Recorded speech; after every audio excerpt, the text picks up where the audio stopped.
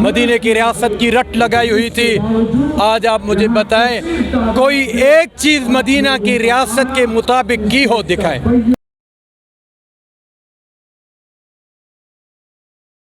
अस्सलाम वालेकुम जी। वालेकुम सलाम। क्या नाम है आपका जी? डॉक्टर इज़हार सुमरो।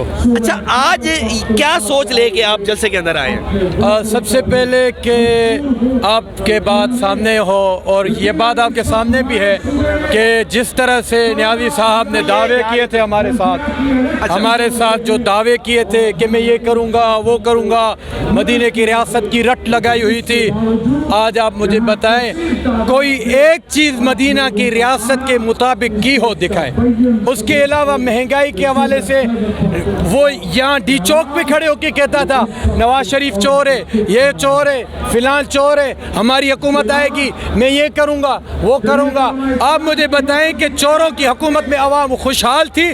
सादिक और अमीन मदीना की रियासत का दावेदार की हुकूमत में अवाम की हालत देखो, आप पेट्रोल की कीमत देखो, मईशत को देखो, हमारे मईशत का कातिल है। हर एक चीज़ में जो चीज़ है, और अल्लाह के फजल से जिस चीज़ का नोटिस लेता है अल्लाह के करम से वो महंगी हो जाती है। अस्सलाम वालेकुम। वालेकुम सलाम वरहमतुल्लाह। भाई जी कहाँ से आए हैं भाई? सक्खर सिंध से भाई। अच्छा, मुझे ये बताइएगा कि आज के जलसे को आप किस नज़र से देखते हैं? आज के जलसे को हम कौम के शऊर के नज़र से देखते हैं। पाकिस्तानी कौम अब सुजाग हो गई है। पीडीएम की क़यादत ने उनको एक कौम को सहारा दिया है। देखो जहाँ देख रहे हैं लोग ही लोग हैं, गाड़ियाँ ही गाड़ियाँ हैं। इतना बड़ा जलसा पाकिस्तान की तारीख़ का, महंगाई के ख़िलाफ़, नाअहल हुकूमत के ख़िलाफ़, और ये कौम का शऊर है। अच्छा, आप क्या समझते हैं कि तहरीक अदम एतमाद कामयाब होगी?